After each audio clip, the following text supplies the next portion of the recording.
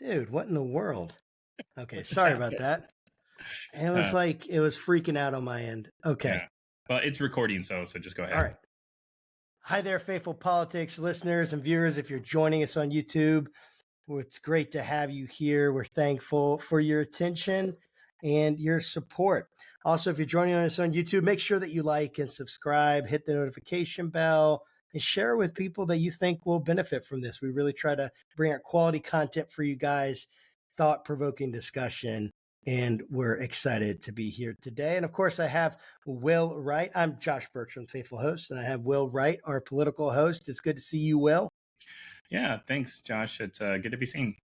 Yes, and today we have the distinct honor and privilege to have Dr. Adam C. English on the show with us today. He is the chair of the Department of Christian Studies at Campbell University in Buies Creek, North Carolina. He's an expert in theology and religious history, and he's the author of The Saint Who Would Be Santa Claus, The True Life and Trials of Nicholas of Myra. And he explores the life of St. Nicholas and his transformation into Santa Claus, which probably should prompt me to say, if you have kids with you and you're listening to this and they believe in Santa Claus, that's awesome, but you might want to pause and listen at a later point because we are going to be going in depth on all the ideas and myths and everything around Santa Claus. So there's that. Go ahead and do that. And Dr. English's work bridges historical Christian traditions with contemporary cultural and ethical discussions, making him a sought-after scholar and speaker. And it's so great to have you on the show with us today, Adam. Thank you for joining us. Yeah, Josh and Will, it is a real honor to be with you guys, and I look forward to a really great conversation. Yes, same here. So, we got this idea that we wanted to kind of explore the seasonal ideas of Santa Claus and the things around the holidays. And of course, when I go outside and I see Santa Claus, all I think of is a big fat guy with a huge white beard that breaks and enters into all of our homes and steals our cookies and milk. Or you can take that another perspective, I guess, if you want. But before we dig into all that, I would love for you to kind of give us a sense of what got you into wanting to study Santa Claus and Saint Nick. That's fascinating to me. Yeah, I mean, why wouldn't you want to study Santa Claus, right? And St. Nicholas. It kind of comes from, I guess, two directions. One is obviously, like a lot of people, I love the Christmas season and the Santa Claus traditions. Maybe like a lot of your listeners, I grew up in a family that had very mixed opinions and mixed views about Christmas and Santa Claus. Our folks kind of came from a charismatic, very, very socially conservative background. And so Santa Claus was always, yeah, exactly. So Santa Claus was always seen with, a high degree of suspicion. My parents would do like a birthday cake for Jesus on, Christmas Eve and things like that. And they wanted us to have some of those Christmas traditions, but, Santa, you move the letters around, it spells Satan, there's always a little bit of suspicion there that. Yes, you're right. Exactly. So we're, is this watering down, obviously, the gospel message? Is it making us consumeristic? Is it secular? I mean, they had a lot of those kind of concerns with us kids growing up. So it was never easy. And maybe they were in some ways like Martin Luther. You may remember Martin Luther also had a little bit of a tortured relationship with the holiday and the gift giving. He was credited with having introduced the idea of the Christ child, the Christkindl, as the gift giver instead of St. Nicholas being the gift giver, because he had children. He adopted, I think, 6 kids ultimately. So he liked the idea of giving gifts, and even on some of his receipts that we have preserved, they have Nicholas gifts. So he liked that, but he also realized, hey, maybe that's taking the focus off of Jesus. And so instead of Santa Claus or St. Nicholas, let's have Christ, the baby Christ, give the gifts to the children. And so I think my parents were probably somewhere in that line of thinking that we're not really comfortable with Santa Claus being in the house, but we do want to give gifts to our children and celebrate the holiday and sing the carols and, all of that festive activity. So there was that side that had me really thinking about who this person was. And then the other side of it is that I get the opportunity to lead study abroad trips to Italy as part of my job. It's a terrible part of the job, I got to tell you. But it was in the course of that I learned that the bones of St. Nicholas are buried in Bari, Italy, which is on the eastern coast of Italy. And more importantly than the bones, there's an archive library there. And there's some really great research and scholarship being done by a Dominican scholar, a couple of Dominican scholars there.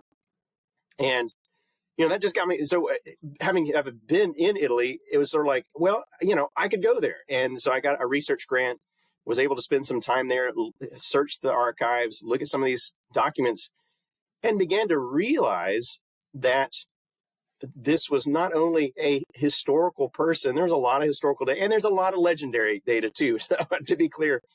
But there's a historical person, and that this is a person that was deeply committed to his faith and to serving his community and doing good and justice in the world.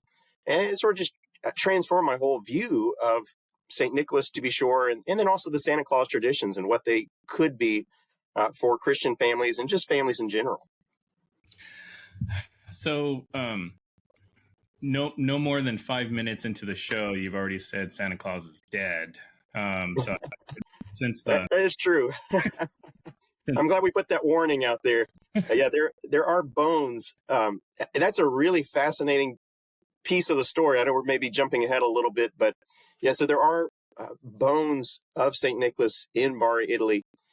That's not where he was originally buried. Of course, he's originally, as we may discuss, from Turkey, and his bones were buried there, but they were collected in the Middle Ages and translated. That's the term they use. Instead of stolen, they translated them from their original burial place to Bari. And then the Venetians came to Turkey and scooped up the remaining fragments of bones and have buried them in Venice, Italy. So there are actually two locations where the bones are buried, or parts of the bones. And then beyond that, there are bone fragments and relics kind of scattered throughout Europe and even in the United States. I mean, there are things, something like 17 or 18 thumbs of Nicholas that had been preserved. So I don't know how many thumbs he had. And some of these you'd say, well, how would you know? Unless you and they're very small fragments. You'd have to do some kind of DNA testing, I suppose. Who knows, right? But we've got a pretty good sense that the bones buried in Bari and in Venice come from the same person, and that very likely this is the actual bones of St. Nicholas. There's no real reason to not believe that.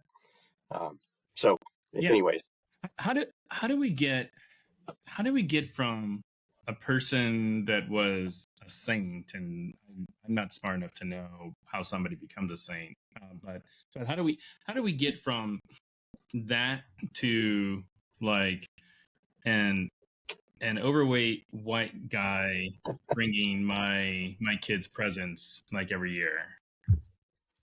Yeah, that is a long story. I don't know how much we want to tell that story right at this moment in the process, but you're right. It's a long story.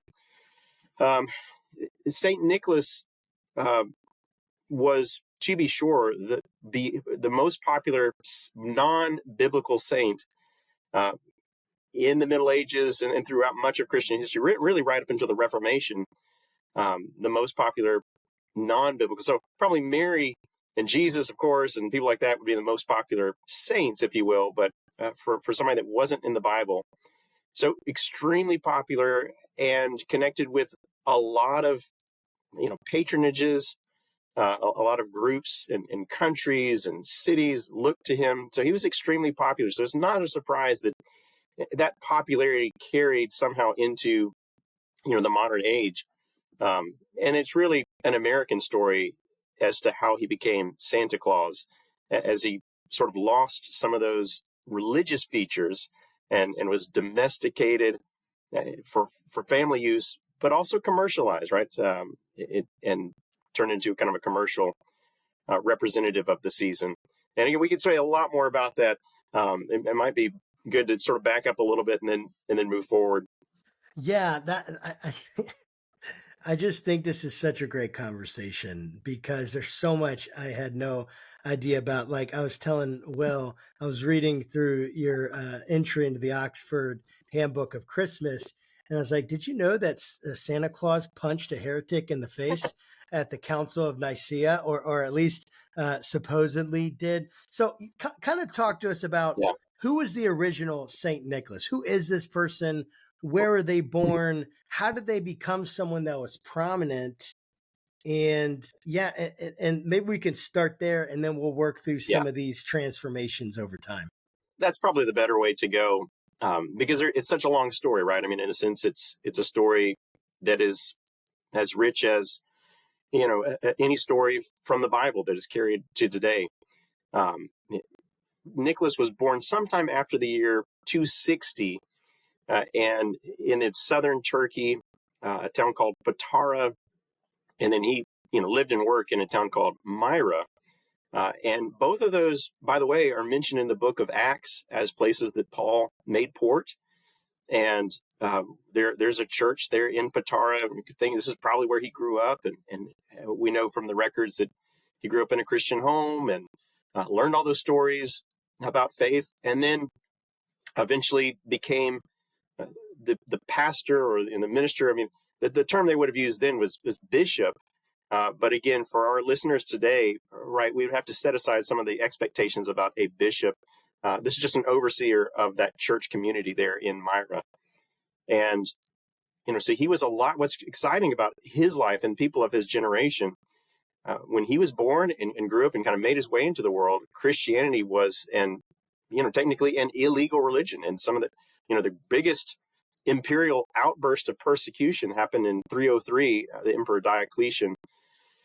And, he was alive during all that, and burning of churches and burning of scriptures and imprisonment of Christian leaders. But then, as you probably know the story, Emperor Constantine ultimately took the reins, and through the Edict of Milan in 313, declared Christianity to be tolerated and then ultimately preferred as the religion of the empire, the religion of the emperor himself. And so there's this massive transformation and shift during Nicholas's lifetime from being part of a minority and persecuted religious group to now being the preferred group of religious identity of the empire. And so that Council of Nicaea that you mentioned is called by the Emperor Constantine to his temporary residence in Nicaea, and he's presiding over it. He's there. And he's calling together Christian leaders. And what they're trying to do is really work out some of the basics of the Christian faith in some details. And we've got pretty good evidence that Nicholas was in attendance there. His name appears in those lists of attendees. We know there were about 300 bishops in attendance. And, so again, I'm thinking about this.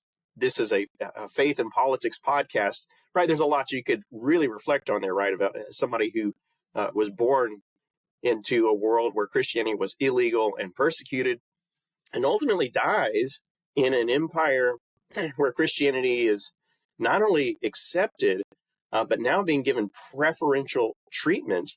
And there's money being used to build churches. And we've got even some evidence that in Myra, where Nicholas was, that some of the pagan temples or just old traditional temples of Artemis and such were being torn down sort of by official decree. And so he goes from being the persecuted to, kind of the persecutor in some ways. So, I don't want to overplay that, right, in the sense that he was not personally harassing anybody.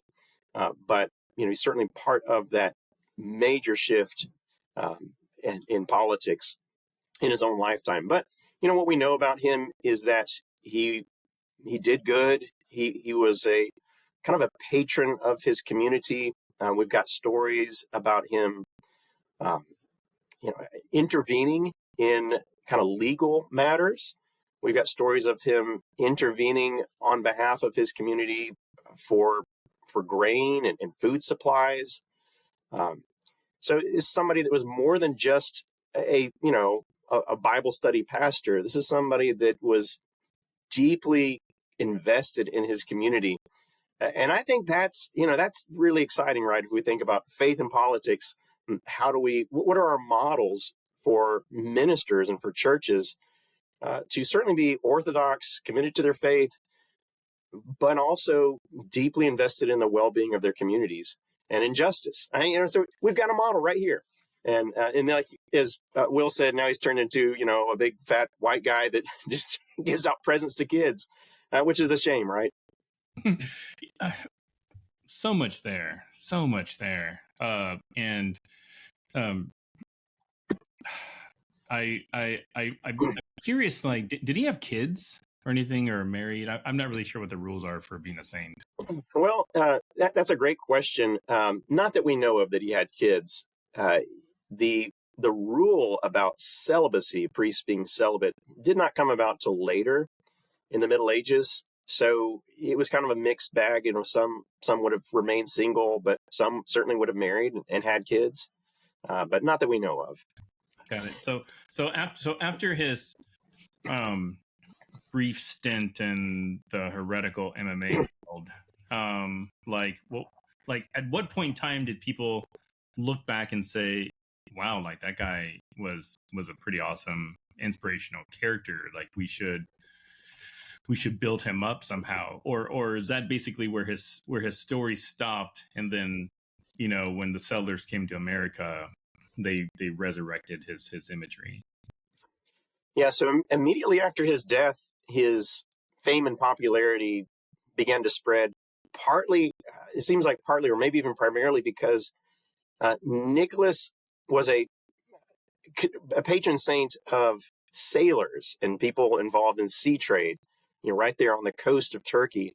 And there are a couple of really exciting and famous stories about Nicholas, rescuing people at sea. And so you can imagine that as people are traveling, they're primarily traveling by sea from place to place as merchants and, sailors. They're carrying those stories of Nicholas with them from port to port. So he kind of quickly becomes more than just a regional, hero, to being somebody who is known and celebrated sort of throughout Europe and the Mediterranean area, and making his way into Britain. We even have evidence of, and early from the 11th century, a Viking chapel named after Nicholas. So he's spreading, far and wide, but primarily, I think, because he gets associated with sailors. So if you think about, hey, who's our mascot? At that point, think of maybe a patron saint more like, your mascot for your team. Well, Nicholas is our mascot, and so we're going to carry icons of Nicholas, amulets of Nicholas. We're going to put out Nicholas bread on the water as we set sail. And of course, people are asking, who is this Nicholas? And then they give them a chance to tell those stories, and then they take those stories to the next town. So, in fact, one of the very first ports in the Americas, named by the sailors that arrived here, was St. Nicholas Port. And so, yeah, I think that maybe explains why he was so popular so quickly early on. And then, everybody else wants to get in the game. So he became a patron saint not only of sailors, but of pawnbrokers and bankers and brewers and families and children, and so on and so forth. So just becomes an extremely popular, and maybe one of the reasons he became so popular, not only is that connection to sailors, but Nicholas's life is not like a lot of other medieval saints, in the sense that he did not die as a martyr, some grisly, horrific death. He doesn't have a lot of, crazy miracles, parting the Red Sea and stuff like that. The stories they were telling about him were a lot of times just pretty ordinary kind of things. And I think that's, relatable, right? He's doing things that other people could relate to and do themselves. as I mentioned to you, uh, there's a story of him intervening on behalf of some men that have been wrongly accused.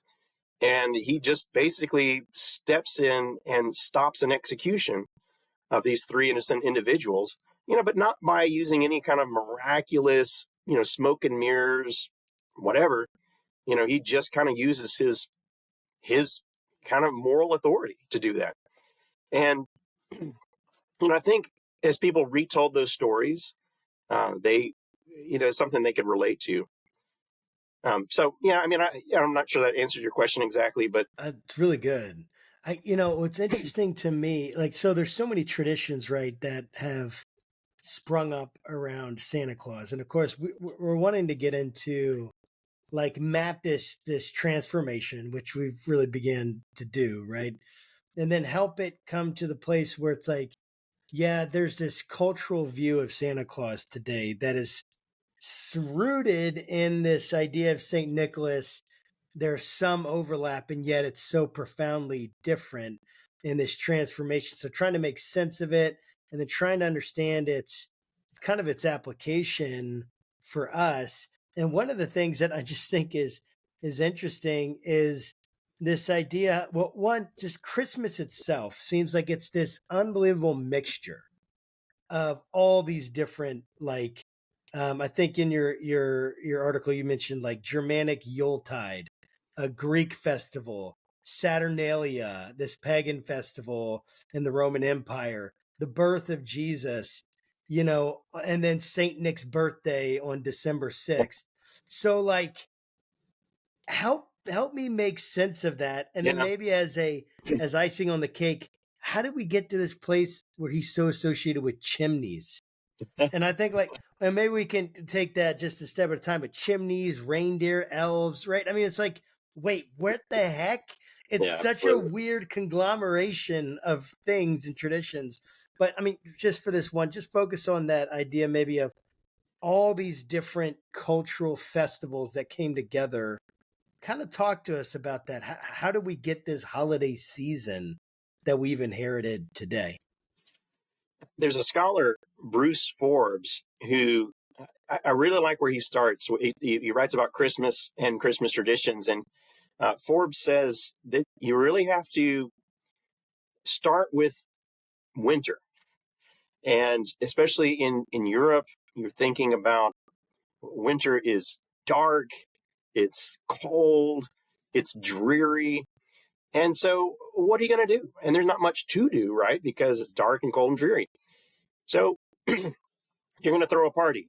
And, I don't know that you could provide a lot of direct evidence that's how these things began, but it makes a lot of sense that for the Greeks with Linnea and the Romans with Saturnalia, and then, the British and the Teutonic Germanic people doing Yule celebrations and all these kinds of things. Well, what else would you do at this time of year other than have some kind of, so what would the party look like? Well, it would involve lights because it's a dark time of the year. So you're going to have, it's going to be candles and try to make it brighter. And you're going to try to pull in greenery, mistletoe and evergreen and things like that you could sort of brighten up the space. And you're going to try to, just like any party, you're going to have food and drink and, meat. A lot of the, slaughtering seasons are happening here in midwinter. And then when are you going to put this thing? Well, it's around December 25th when you have kind of the darkest day of the year, but it's about to start becoming lighter every day, right? And days are going to be about to become longer, but you're right there at the darkest moment. Well, of course, that's where you're going to put it. So I'm pretty convinced by Forbes' idea that that's where you would put these things.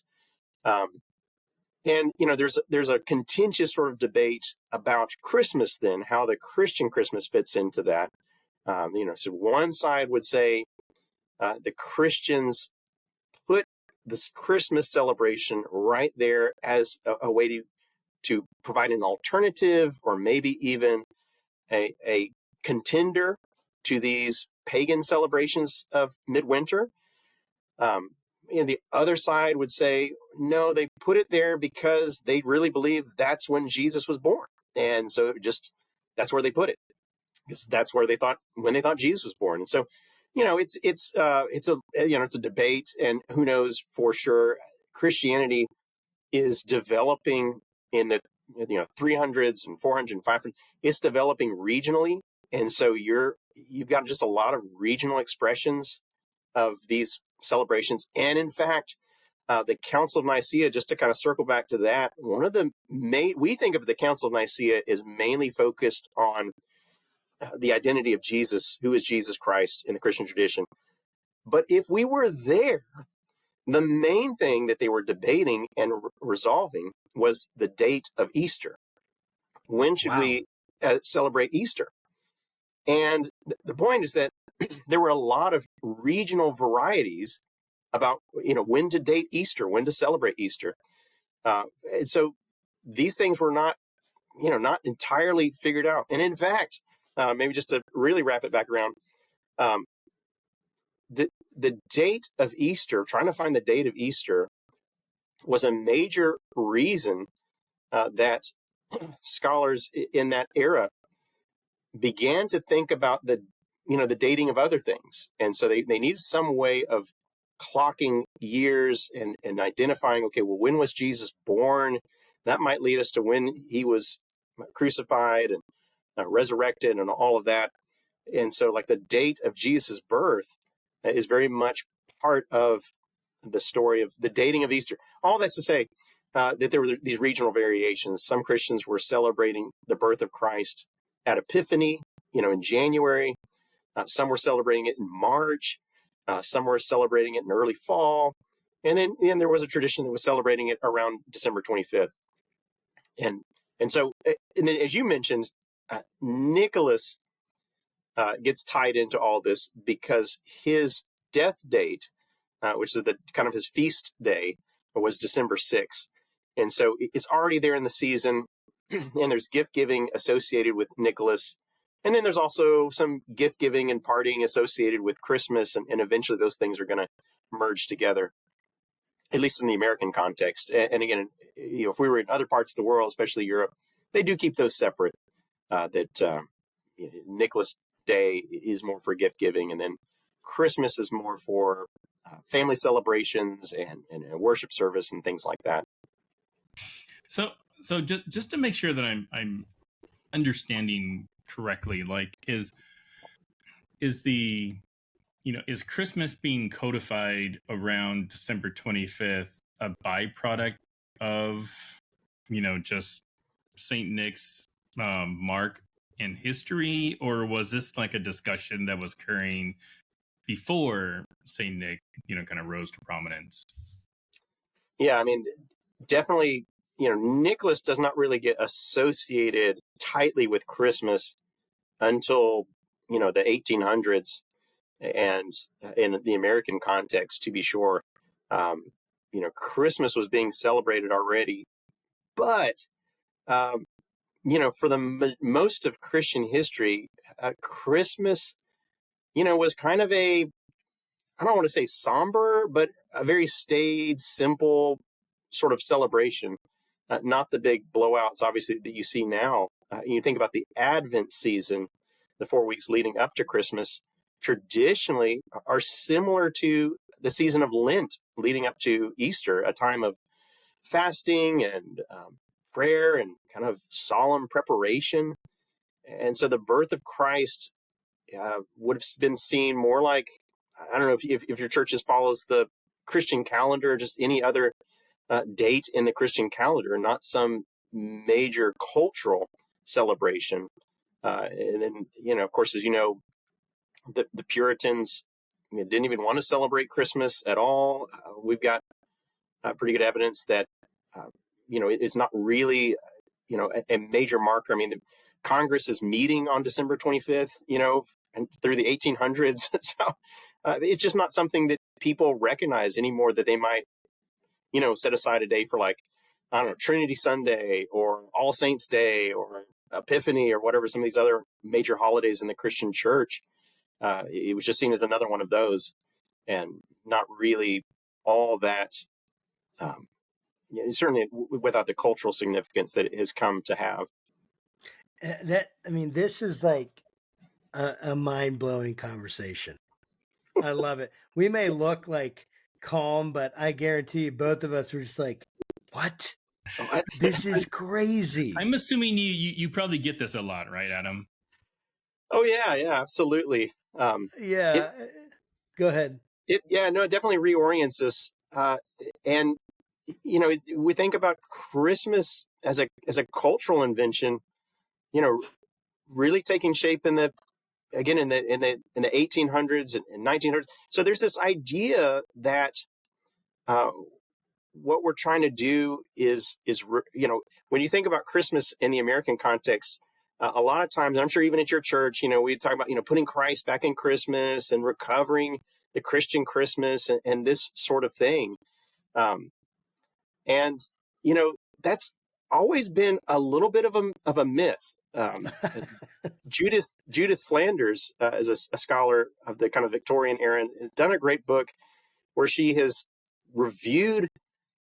So in the 1800s, your Christmas cards started to become a thing, and so she's reviewed all these Christmas cards that are out there and historically, and what she's able to show is it's not the case that Christmas started as a this kind of this Christian tradition of whatever. It's more that it began as a domestic and family and even commercial cultural event, and then through the Christmas card industry and other things, they started to try to add in the Christian birth of Christ back into it, but only after this thing had become a cultural phenomenon. It really wasn't the case that it was this massive.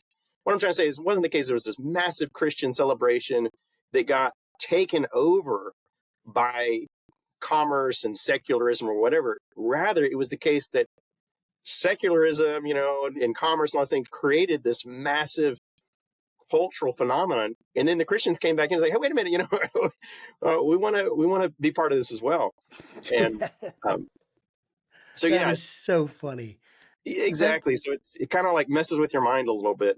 It does, and so okay, I wanna get into more depth on how we got to today, because I think this is great.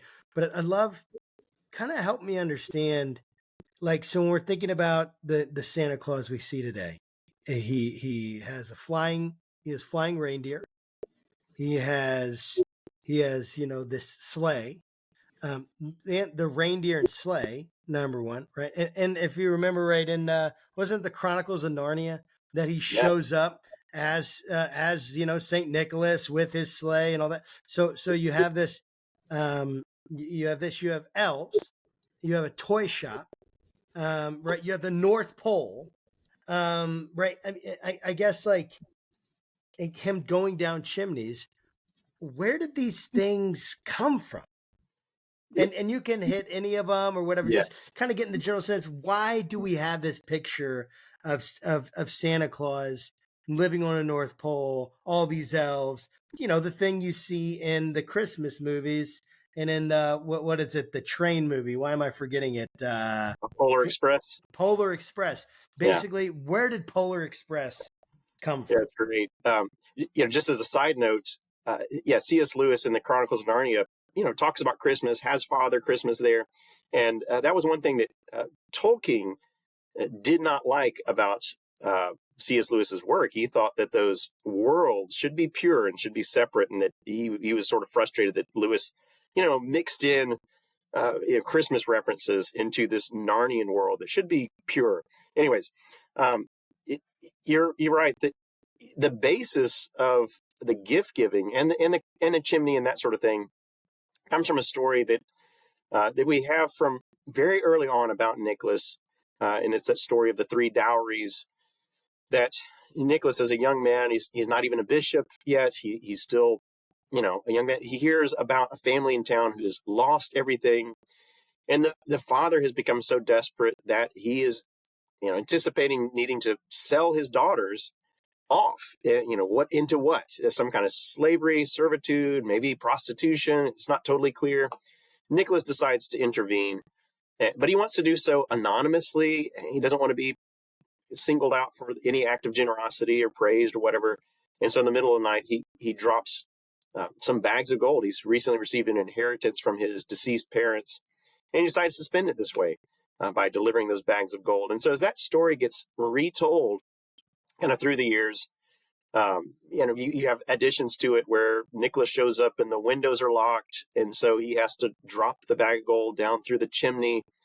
And, the girls have their stockings up to dry there by the fireplace, and, a bag of gold drops into a stocking there by the fireplace. And so those are kind of later, elaborations of the story. But as I mentioned to you, it's really in the early 1800s that you have all these other accoutrements and developments that start to happen. You've got Germans in Pennsylvania who are celebrating St. Nicholas giving. You've got other Catholics in the lower countries who are celebrating St. Nicholas. But then in New York, you've got John Pintard and Washington Irving, who are some major movers and shakers, and they're trying to create some kind of customs and traditions that are American, right? They've got this. The early 1800s were trying to not only reclaim some heritage, European heritage, but also, create some really American type traditions. So, thinking about like celebrating the birthday of George Washington and celebrating the 4th of July and all those kinds of things. And so they start a historical society for St. Nicholas, and begin introducing the idea of Washington Irving in his Knickerbocker history, introduces the idea of Nicholas as this kind of comical character who flies around in a sleigh and is a little bit elf-like and delivering presents in the middle of the night. And then you've got The Night Before Christmas, the famous poem that comes out in 1822 and begins to circulate. And of course, in that poem, you've got reindeer who are named and identified, and you've got the full description of St. Nicholas with the beard and the pipe and the fur coat and all of this, and he's giving gifts in a really domestic kind of way. But there's another really famous children's book called The Christmas Friend, or The Child's Friend, I think it's the name of it, and it depicts like this artist just kind of out of nowhere, right? Is depicting St. Nicholas in a sleigh on top of roofs with reindeer. As this story continues to sort of snowball, various department stores began to pick up on St. Nicholas as a gift giver. And it's a great commercial move because, think about it, at the holiday season, you're wanting people to come in and buy. But if you could wrap it in the cloak of, well, this is not just, I didn't just spend money on you. This is a gift from St. Nicholas. And, it just makes it more attractive, right? And so you start to have window displays with St. Nicholas, and you start to have kind of department store Santas. So you can come in, kids can come in and share their wish list with Santa Claus. And it's not that, it's not this grubby, greedy, just commercial transaction. We're just buying stuff off of shelves. It's being mediated through kind of the innocent, loving hands of St. Nicholas, and it kind of makes it, more magical and pure and all of this. And so you've got the depictions of Nicholas. Thomas Nast is a famous political cartoonist in the 1800s. 1865, he draws Nicholas, and he's got him in like some kind of Arctic location, but he's got the red coat and the white fur trim, and he's hanging out kind of with the Eskimos or whatever. But it just starts to snowball, right? So you just start getting these images of Nicholas, and in some ways, I go, why did he get the red coat and all this? Well, these are adaptations from his look as a bishop.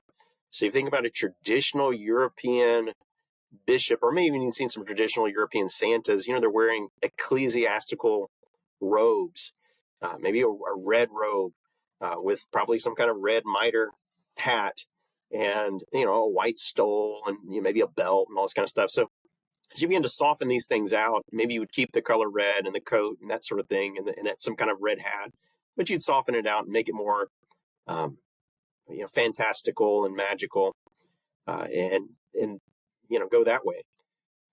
And to your question of why the North Pole, Thomas Nasser, because he's wearing this heavy red coat, so he's got to come from somewhere cold. And then also in the late 1800s, explorers are beginning to explore the North Pole and the South Pole. So it's just kind of in the air. People are fascinated by the North Pole and the South Pole. There's these famous expeditions that are happening at the turn of the 20th century.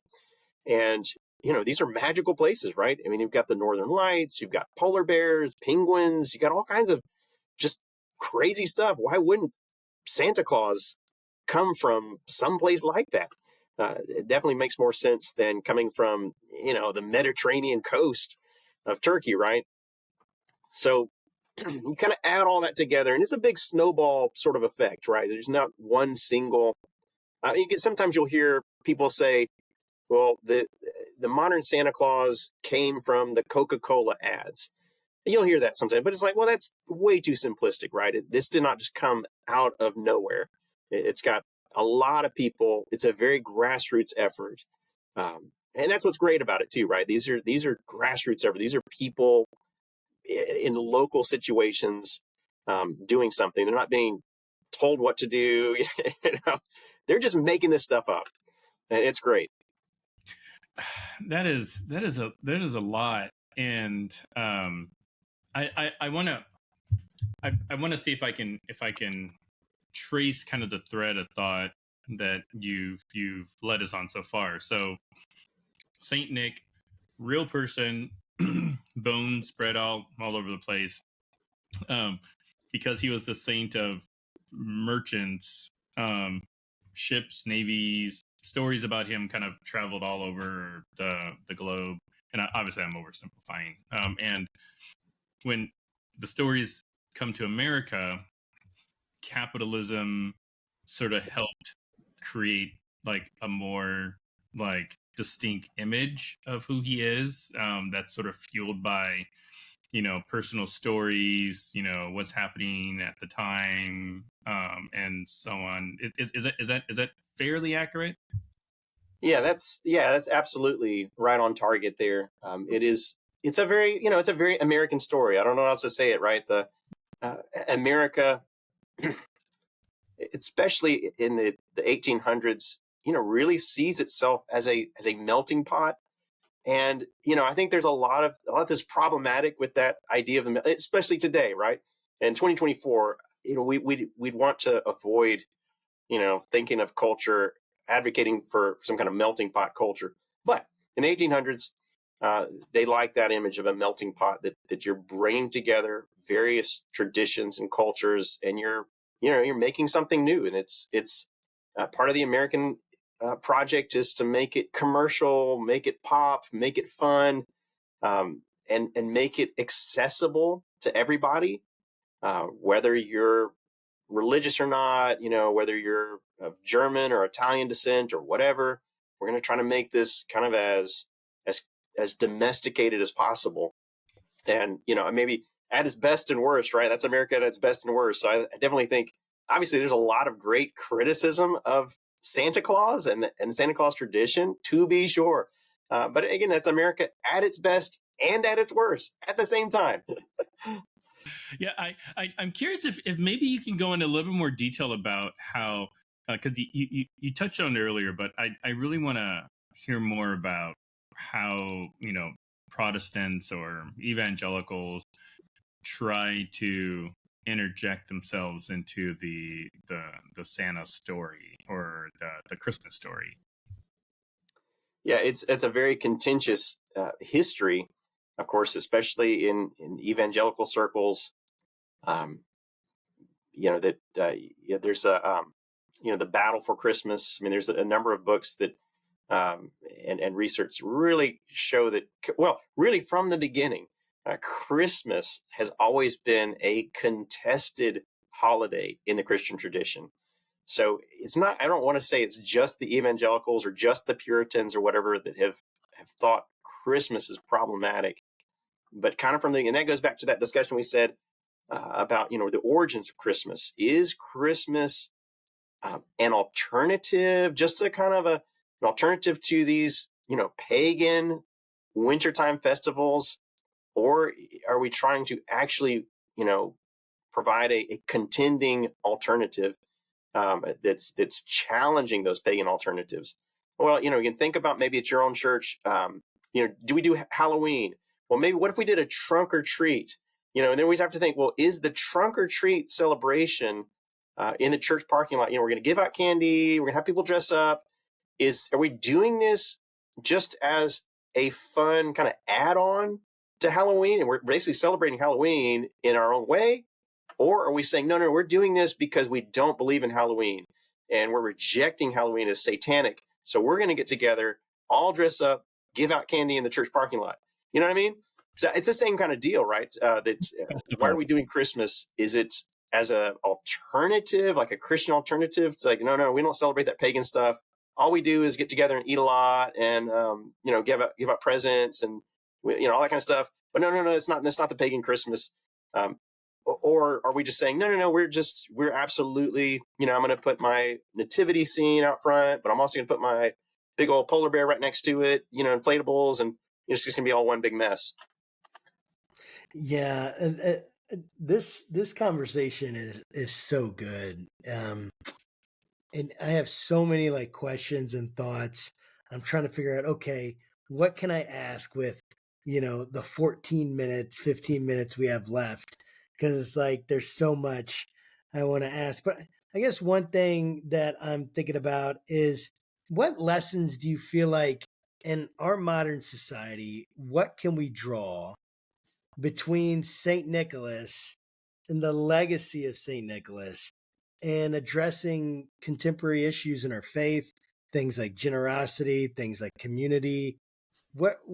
And maybe a better way to put it is, what would you want, as someone who studied this, what would you love to see reemerge in the image of Santa Claus and Saint Nick, that would be remembered and reemerged and brought back to the fore in our Christmas celebrations? Yeah, that's great. Yeah, I want to be careful because Christmas celebrations are, for a lot of families, I mean, they're traditional, they're nostalgic, they're communal, like you say. I don't want to necessarily take away Santa Claus, take away, or tell Christians and just people in general, oh, you shouldn't do that because it's just an invention and it's whatever. I mean, that's how traditions live and grow and continue. We make stuff up, and if it works, then we keep doing it. So people have a tradition of watching National Lampoon's Christmas Vacation. Well, what did they do before that movie was released? Everything like, so we add these traditions and then we drop some and then we do others. So that's okay. I think what I would love to see in churches and in Christian communities is a recovery in addition to those things of St. Nicholas. And I've known there are a lot of guys who portray Santa Claus, but also have the costuming and the stories for St. Nicholas. And so maybe instead of inviting, Santa Claus to come visit the children at church, why not have St. Nicholas, find somebody that can do St. Nicholas and show up and tell some of those stories to add to that tradition. So now it becomes a tradition of every year we get a visit from St. Nicholas and he tells us, kooky old stories from his life instead of just, reindeer and the North Pole kind of stories. And there are a lot of stories from St. Nicholas that I think could really be recovered and be important to us. Yes, he was a gift giver.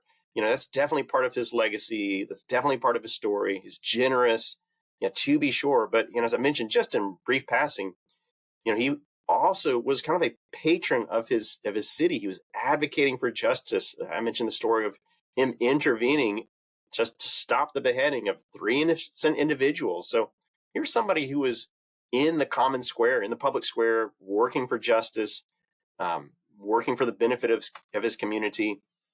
And there's a really, speaking kind of politics kind of stuff, there's another famous story where he and this probably is legendary, I don't know, but there's a story of him traveling to Constantinople to petition to Constantine for lower taxes for his area, for his region, the Myra region. And so, here's somebody that is, very much involved in civic life. I'm down with that. Yeah, right. So the funny part of that story is he's able to convince Constantine to like dramatically reduce the tax requirement for his region. And so he gets it in writing, and Nicholas like quickly rolls up this scroll, like ties it off and throws it into the water. Well, the next morning before Nicholas leaves town to kind of return to Myra, the emperor, Constantine like changes his mind. Oh my God, what did I do? That was insane. I should not have reduced taxes so much. So he recalls Nicholas back to the court and says, hey, I'm going to need that scroll back. I don't know what I was thinking. I'm not going to do that. And of course, Nicholas can only say, I don't have the scroll anymore. I threw it in the water. So sorry. And then, of course, when he travels back to Myra, lo and behold, the scroll has washed up to shore. And of course, it's got the emperor's signature on it, his seal and all that. So it's valid. And what can you do? So it's a great story, right, of his kind of political maneuverings. And I don't know what we want to do with that politically, but it's a fun story. So you know Saint Nick better than anybody. So I have two questions. One kind of just a quick one because I don't think that we touched on it, and then sort of a more philosophical type question. So my first question is, how did we get Santa from Saint Nick? Is that just like a language thing? Oh yeah, it absolutely is just a kind of a corrupting of the language. So the Dutch Santa Claus is just Saint Nicholas in Dutch is Sinterklaas. And so if you just kind of keep sort of massaging that in your brain, Santa Claus, you would come out with Santa Claus. And there's a lot of variations, again, Germanic and again, these Dutch and French variations that just sort of morph into from Nicholas into Claus, and Saint into Santa, of course, in Spanish, Santa, Saint. So yeah, it just is just a corruption of that name. And there are a lot of names that are taken from Nicholas today. So like the name Colin, for example, the British name Colin is a corruption of Nicholas, or Colette, the French girl's name Colette is a version of Nicholas. So yeah, there's a lot of those. Yes, and my last question is, if Saint Nick were alive today, and we were fortunate enough to have him on the podcast after he's had a chance to walk around the malls and hear the Goodwill people ring their bells and stuff. Like, what do you think his commentary would be about the time? I love that question, but I don't know that we can answer it, right? I really hesitate to, I guess, project, I don't know, my own analysis into the mind of Nicholas. This is a man of his time, of the early 4th century. And so, what would he say about, the world today, the church today, politics today, society? Who knows? It probably, I mean, my guess is always on these kind of things, like, he probably wouldn't be what you would want him to say, right? There's this great quote, and I think it was Niebuhr maybe, that talks about, a lot of times when we do scholarship on Jesus, it's like looking down a deep well, and at the bottom of the well, you see a reflection of yourself, and a lot of times that happens, right? When we want Jesus, of course, to be on our side and to take up our causes and have our views on society and politics and family and all that kind of stuff. I mean, who knows, right?